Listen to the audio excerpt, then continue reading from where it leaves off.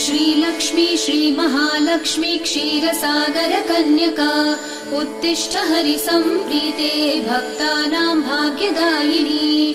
श्रीलक्ष्मी श्रीमहालक्ष्मी क्षीरसागर कन्यका उत्तिष्ठ हरिसम्प्रीते भक्तानां भाग्यदायिनी।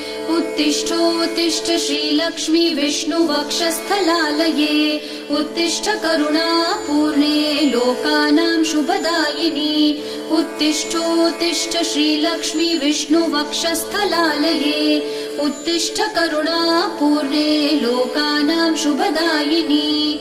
श्रीपद्ममध्यवसिते वरपद्मनेत्रे श्रीपद्महस्तचिरपूजित पद्मपादे श्रीपद्मजात जननी शुभपद्मवक्त्रे श्रीलक्ष्मी भक्तवरदे तव सुप्रभातम्।